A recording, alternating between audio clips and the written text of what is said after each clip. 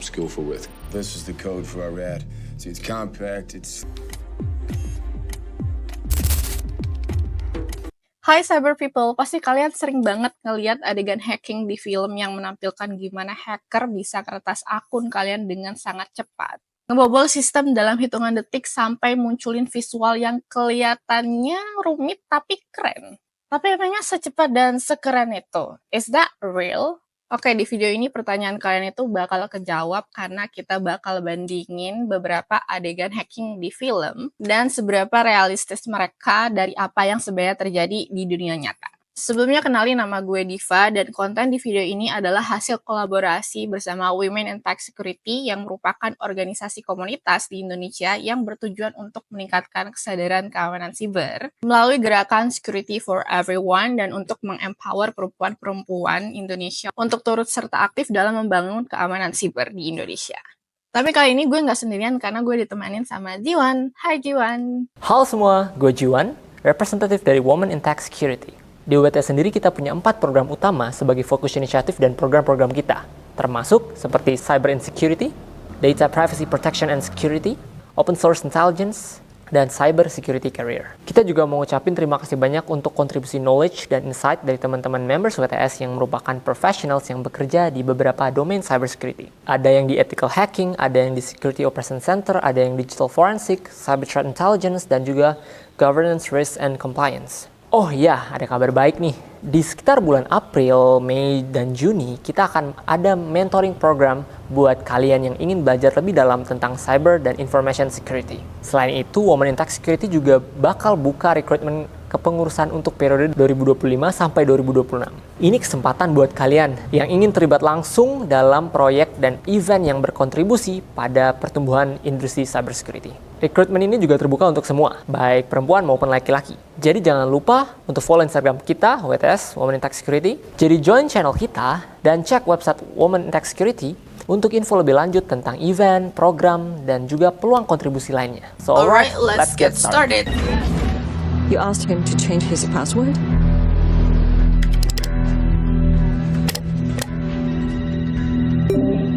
Nah, teknik serangan cyber di film ini emang beneran sering dipakai sih sama hacker di dunia nyata. Apalagi kalau bukan yang namanya email phishing. Tapi si bapak ini kayaknya emang udah ditargetin deh. Karena dia ngedownload Keylogger yang dikira PDF biasa gitu. Keylogger sendiri itu emang program nyata sih, yang dibuat untuk merekam semua ketikan keyboard kalian. When he downloaded the PDF, what he downloaded was the keylogger.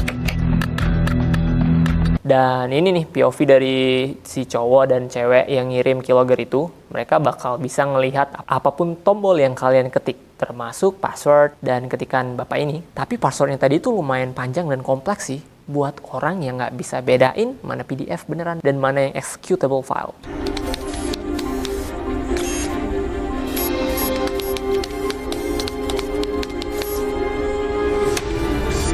How does he always know?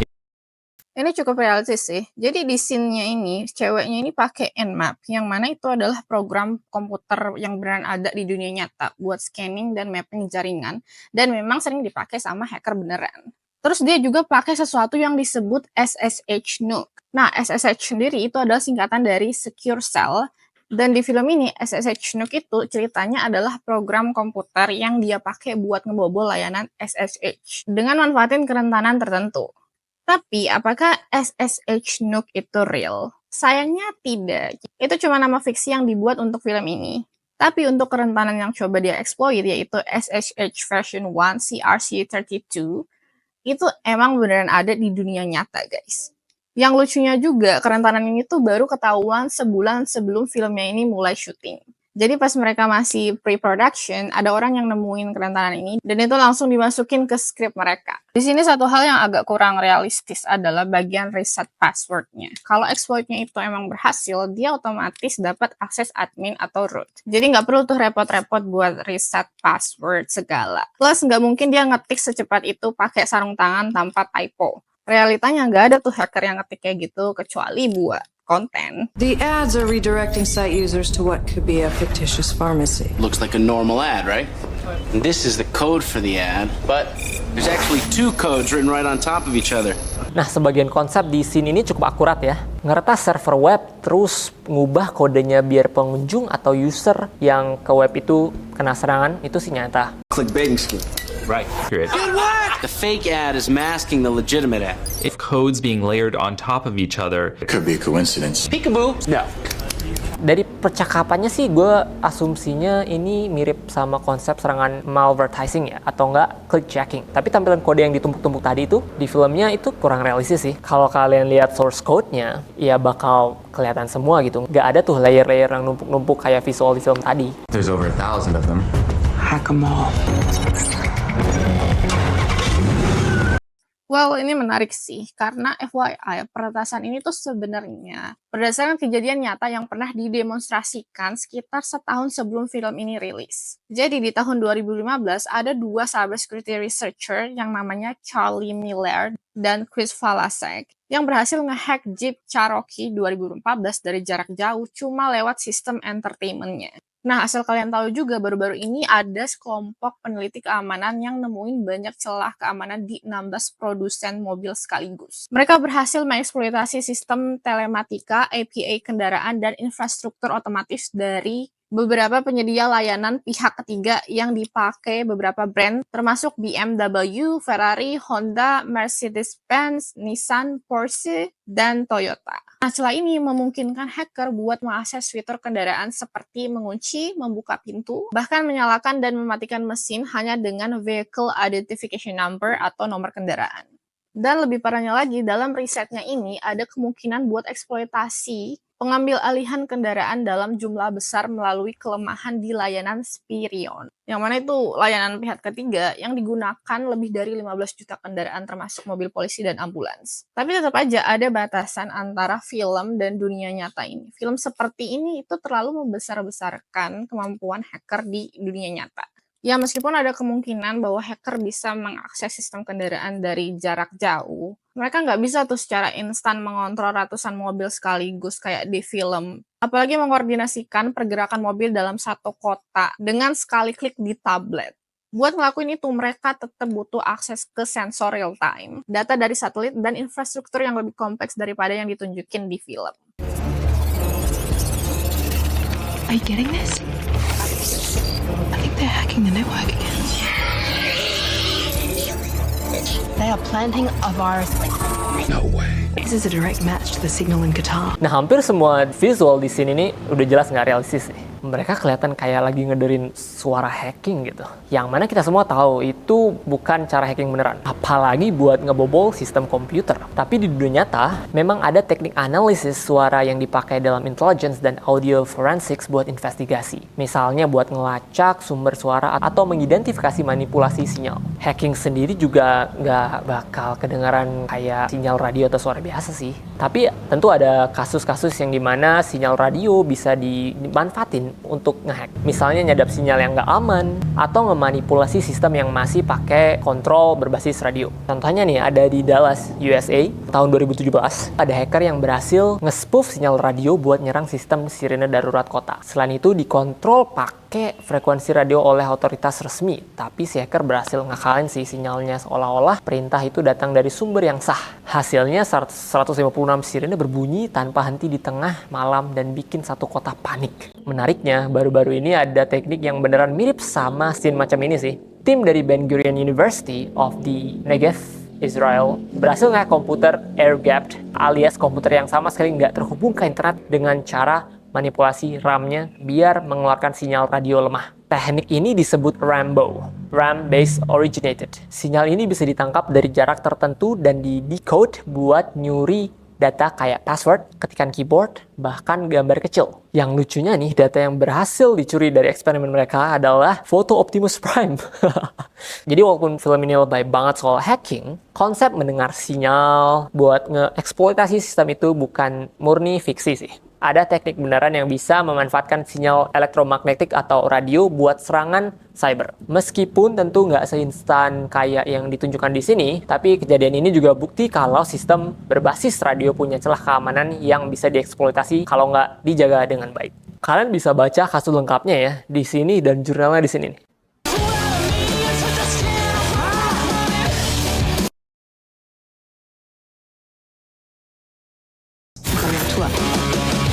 Und so setzt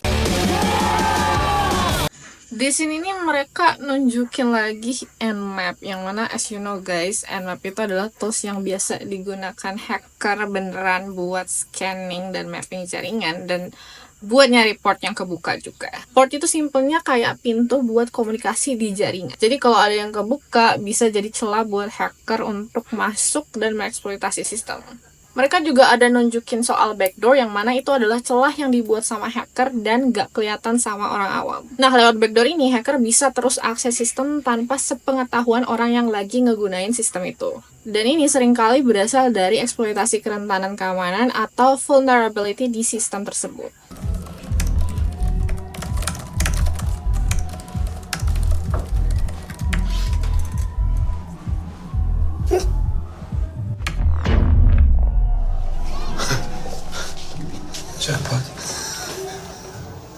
Nah, terus mereka juga nunjukin binary code, yang mana itu secara umum sebenarnya nggak ada hubungannya sama hacking. Dan tiba-tiba listrik mati, oke lah, kita asumsikan ini adalah hackingnya mereka gitu ya. Tapi adegan dimana mereka ngetik kode exploit dalam sedetik, terus tinggal tekan enter, dan tada, mati lampu, itu nggak realistis sih. Realitanya buat bikin exploit dalam sedetik itu susah banget. Yang menarik juga adalah scene dimana mereka bisa sampai ke rooftop gedung target yang nggak sembarangan orang bisa ke sana. Tapi di luar sana emang banyak pekerjaan physical pentest security buat ngetes keamanan bangunan sebuah perusahaan. Dan memang mereka punya berbagai taktik sih buat masuk ke area tertentu dengan mudah. Mereka juga bawa laptop dan kelihatannya mereka nyolokin kabel ke sebuah hardware. Bisa jadi itu akses ke jaringan lokal bangunan itu. Scene ini juga nunjukin buffer overflow yang memang beneran ada di dunia nyata. Buffer overflow itu adalah teknik di mana hacker memaksa sebuah program buat memproses data lebih dari kapasitas buffernya, yang bisa bikin programnya itu crash, karena data yang diproses itu melebihi kapasitas dan kemampuan sistemnya. Nah, momen crash dan korup ini bisa dimanfaatin hackers untuk manipulasi cara program berjalan buat ngedownload malicious payload atau program berbahaya. Tapi cara mereka bikin grafik di sini itu lebay banget sih. Emang ciri khas Hollywood biar kelihatan keren. Jadi kesimpulannya bagus untuk ditonton sebagai hiburan, tapi kurang realistis. They have 10 minutes to get root access to a Python web server, expose its SSL encryption, and then intercept all traffic over its secure ports. They're hacking! Yes, all behind a fixed firewall emulator, but here's the beauty. Every 10th line of code written, they have to trick a shot. Welcome to Facebook. Menarik sih, soalnya ada rumor kalau Facebook dulu beneran ngadain hackathon sambil minum-minum kayak gini. Tapi ya nggak seperti itu juga sih kayak di film ya. Hackathon itu lebih ke coding barengan sambil seru-seruan, bukan pesta liar gini sih. Nah, sistem yang dia bahas buat di-hack di scene ini juga lumayan akurat sih. Acara kayak gini juga bisa ada di DEF CON, konferensi hacking dan cybersecurity terbesar yang diadakan tiap tahunnya. Isinya ada hacker, peneliti keamanan, bahkan agen pemerintah yang ikut kompetisi, demonstrasi serangan cyber, dan juga diskusi soal teknologi. Selain itu ada juga workshop, lokakarya, Capture the Flag, CTF, sampai sesi attack versus defense buat nguji skill hacking secara langsung. Bisa dibilang ini ajang utama sih buat para professional cybersecurity untuk unjuk kemampuannya dan juga dapat update info terbaru soal teknik-teknik hacking. Hospitals. A heavily networked one like this are almost too easy to hack. I can make my health records look like every other obedient zombie out there. This is William Highsmith. He is the IT department. He's also an idiot. He uses useless security software that runs on Windows 98, and he's supposed to protect their network from people like me. Gue paling suka sih film ini. Mr. Robot itu kebanyakan scenes-nya emang nunjukin hacking yang lumayan realistis. Skenarionya juga masuk akal. Nah, di sini nih ceritanya dia nge-hack rumah sakit yang postur keamanannya itu dan teknologi yang dipakai juga udah jadul banget. Dan ini emang kejadian nyata di banyak rumah sakit, nggak terkecuali di Indonesia. Selain itu, tampilan interface di scene ini juga nggak kelihatan lebay kayak di film hacking lainnya. Faktanya sekarang emang banyak rumah sakit yang beneran kena hack, ada yang kena malware, ransomware, bahkan ada sistem yang sampai mati gara-gara sistem keamanan mereka cupu dan masih pakai sistem lama. Kebanyakan teknologi yang udah jadul itu masalahnya punya banyak kerentanan dan seringnya karena developernya udah nggak ngembangin, itu nggak ada patch atau update-nya buat ngatasin kerentanan tersebut, jadi wajar aja gampang kena hack. Bahkan ya, ada kasus sabotase rumah sakit yang kena ransomware sampai mengakibatkan satu pasien meninggal. Dan ini pernah gue bahas di video yang gue kolaborasi sama Farah beberapa bulan lalu.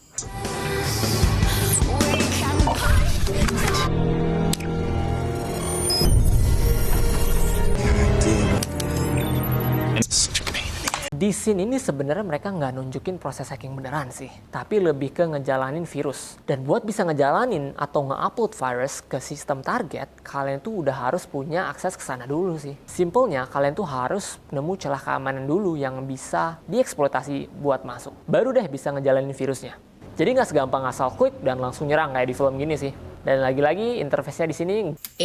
Oke, since ini sebenarnya itu udah ada di dunia nyata loh guys. Namanya OSINT atau Open Source Intelligence. Sederhananya bisa kita bilang professional stalking. Informasi yang dia dapat dari hasil OSINT ini bakal digunain buat bikin serangan spear phishing. Yaitu phishing yang nggak nargetin sembarang orang, tapi satu spesifik orang. Biasanya orang-orang penting kayak pejabat, politician, influencer, dan lain-lain. Mereka akan buat email dengan skenario sespesifik mungkin yang relate sama target korban, dengan tujuan agar korbannya itu melakukan tindakan yang dia mau. Phishing ini memang memungkinkan hacker buat nyalain dan memata-matai kalian lewat kamera webcam tanpa sadar. Tapi biasanya butuh waktu lebih lama dan harus ada interaksi dari korban. Misalnya buka aplikasi, klik link, install sesuatu, atau ngizinin akses tanpa sadar. Nah, kalau alat fisik kayak gini yang bisa langsung bobol password komputer itu nggak ada ya. Yang ada cuma alat yang buat bypass kode PIN di HP kalian. Biasanya dipakai sama penegak hukum. Misalnya nih, kalau HP kalian punya PIN 4 atau 7 digit, memang ada alat yang bisa nge-bypass itu dengan beberapa teknik tertentu. Tapi tetap butuh akses fisik ke device-nya. Well, masuk akal sih kalau software butuh password tambahan buat diakses. Tapi kalau passwordnya panjangnya 12 karakter plus kombinasi huruf besar, huruf kecil, angka, dan simbol, itu ada 94 pangkat 12 kemungkinan buat nebak password itu. Dan itu kompleks dan banyak banget. Kalaupun di dunia nyata ada alat yang bisa nge-crack password yang sekompleks itu, pasti bakal makan waktu lama banget sih buat processingnya. Jadi part ini terkesan kurang realistis menurut gue.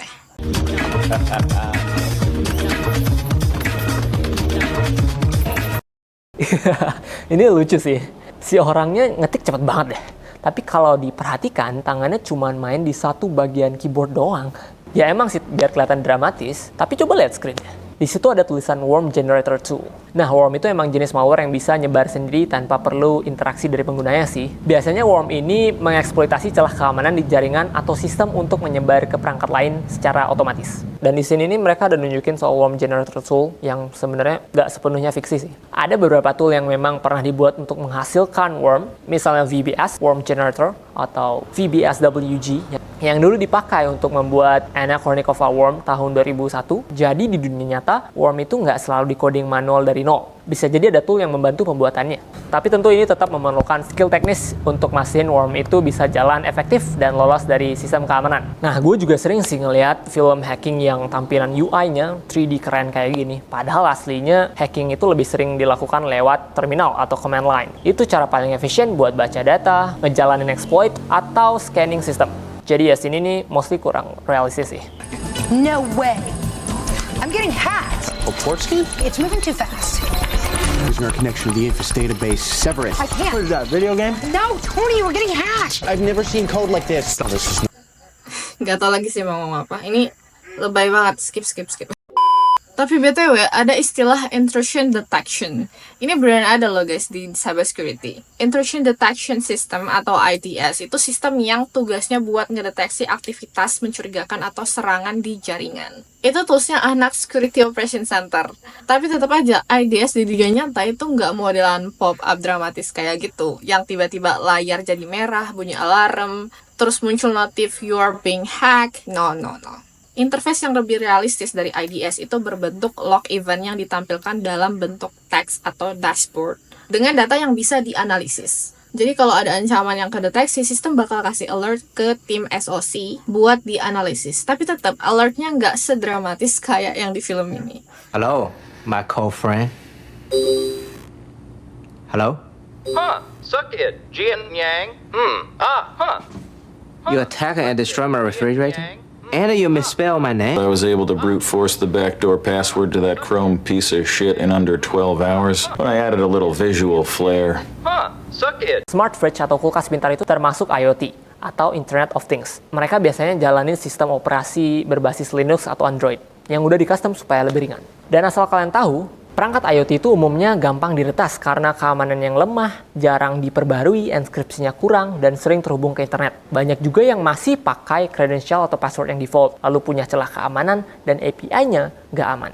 Jadi gampang deh kena serangan kayak botnet misalnya. Nah, di sini dia bilang berhasil nge-brute force password kulkasnya. Secara teori, brute force memang bisa dipakai buat ngebobol akun atau layanan yang terhubung ke kulkasnya. Tapi nggak semua smart fridge langsung minta password buat diakses. Kemungkinan besar kulkas ini nyambung ke Wi-Fi dan ada port yang terbuka buat komunikasi jaringan. Misalnya buat kontrol lewat aplikasi HP atau layanan cloud. Kalau keamanannya lemah, emang bisa aja sih hacker masuk lewat celah ini.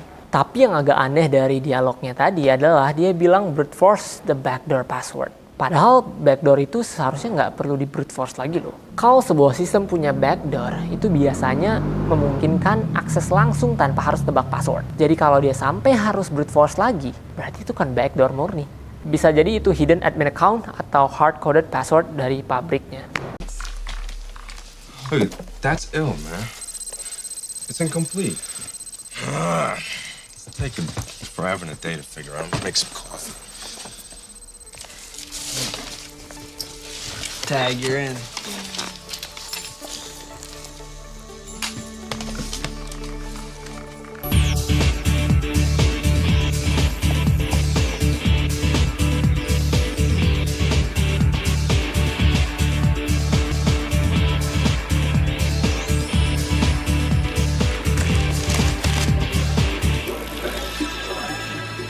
Oke, film Hacker 1995.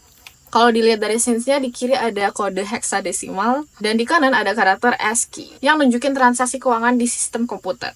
Terus si orangnya ini itu ceritanya pakai Da Vinci virus, yaitu virus yang bisa ngejatuhin kapal tanker milik Ellingson Mineral Corporation kalau mereka nggak bayar uang tebusan $1 juta. Apakah Da Vinci virus itu nyata? Nope, itu cuma karangan fiksi. Tapi menariknya adalah konsep serangan di film ini itu benar-benar nyata loh. Dan ini film pertama Hollywood yang nunjukin konsep serangan ransomware. Sebelum ransomware jadi ancaman siber yang nyata kayak sekarang ini. Film ini udah nebak tren itu duluan. Nah dulu di tahun 90-an mungkin ini masih fiksi, tapi sekarang itu kejadian beneran. Banyak grup hacker yang nge-lock sistem komputer baik perusahaan maupun pemerintah yang kemudian minta tebusan. Kalau enggak, mereka nggak akan ngasih kunci ke file-file yang ke-lock. Dan uniknya aktivitas yang ada di scene ini emang relate banget sih sama gambaran gimana hacker di dunia nyata biasanya ngelakuin aksinya. Mereka bakal nguprak komputer dan program yang itu bisa ngabisin waktu semalaman dan gak jarang juga sampai pagi. Plus pastinya harus ada kafein, kopi, snack, atau bahkan pizza atau energy drink yang itu emang menu wajibnya para hacker. Tapi yang kurang realistis di sini mereka nggak benar-benar nunjukin kode programnya. So, yeah, like that. Dad, what's wrong with the telly? Good evening. Ini scene dari film V for Vendetta. Di sini ada orang nge-take over stasiun TV, tapi kalau dipikir-pikir ini sebenarnya nggak ada teknik hacking yang kompleks sih. Soalnya mereka udah ada di dalam stasiunnya dan juga emang punya akses buat ngeganti video yang sedang diputar. Yang bikin nggak masuk akal sebenarnya itu adalah mereka juga nge-hijack billboard. Karena biasanya billboard itu pakai feed video yang terpisah yang udah direkam sebelumnya. Tapi ya mungkin ada kemungkinan juga ya billboardnya pakai video live. Kalau dibandingin dengan kejadian di film Batman Tim Burton, di mana ada Joker yang nge-take over siaran berita live, itu justru lebih realistis sih. Dan juga bisa dibilang itu hack beneran. Soalnya siaran langsung itu sering banget dipancarkan lewat sinyal radio. Nah, kalau ada orang yang bisa nangkap sinyal itu, dalam artian ngirim sinyal yang lebih kuat ke receiver-nya, mereka bisa nge-override siaran aslinya. Dan kejadian kayak gini bukan cuma teori sih, tapi memang pernah kejadian di dunia nyata. They use video feeds from intersections and specifically designed algorithms to predict traffic conditions and thereby control traffic lights. So all I did was come up with my own kick-ass algorithm to sneak in, and now we own the place. See red light, green light. Oke, The Italian Job. Lampu lalu lintas kayak gini tuh biasanya dikontrol pakai sistem berbasis IoT, jaringan tertutup, atau SCADA, yang ngatur infrastruktur industri lampu merah. Nah, faktanya beberapa peretasan etika lampu lalu lintas memang pernah ada. Contohnya di tahun 2014 itu ada security researcher dari University of Michigan yang berhasil mengakses 100 lampu lalu lintas yang terhubung secara wireless untuk menunjukkan celah keamanan dalam sistemnya.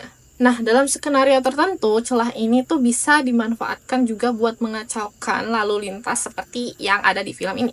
Seperti yang ditemukan sama security researcher namanya Cesar Cerudo di sistem pengendalian lalu lintas di berbagai negara kayak di Amerika Serikat, Inggris, Australia, China, dan Kanada. Tapi sejauh ini belum ada sih laporan yang benar-benar jebapin tabrakan mobil dan kecelakaan. Jadi skenario ini cukup memungkinkan, ya walaupun nggak seinstan kayak di film. Oh, we got a problem. What? Someone synced a rat to one of my servers. Remote access tool. We're being hacked. Uh-oh. What? They're on to us. Vikram's trying to track our IP address. Oh, can you stop it? No. But I can slow him down. We have to stop him. Dari percakapannya, mereka sempat ngomong mau coba ngehambat hacker atau nge-slow down sesuatu, padahal aslinya nggak ada yang bisa diperlambat. Kalau serangan udah jalan, ya jalan aja gitu. Kalau enggak, ya enggak. Tapi ada juga nih bagian yang cukup akurat di sini, yaitu istilah RAT, Remote Access Trojan. Di dunia nyata, RAT ini memang beneran ada sih, memang beneran nyata, dan merupakan sebuah malware yang bisa ngasih hacker kontrol penuh ke perangkat si korban. Ya, dia bisa buat nyolong data, bisa untuk ngerekam webcamnya, kill logging, eksekusi perintah, sampai ubah hapus file dari jarak jauh tanpa sepengetahuan penggunanya. Cuma ya, interface yang ditampilin di sini tuh emang agak ngawur sih ya. Sama seperti di film sebelumnya, NCIS, kalau ada alert serangan, nggak ada tuh modelan pop-up heboh kayak gini. Oke, jadi gimana? Dari semua film tadi memang ada beberapa adegan yang well research dan memang bisa terjadi di dunia nyata, tapi banyak juga yang terlalu dilebih-lebihkan untuk efek dramatis. Ya wajar sih buat film. Nah, makanya sebagai netizen penting banget buat kita untuk mencari tahu lebih lanjut dan gak asal percaya dan telan mentah-mentah apapun yang kita lihat di film dan internet.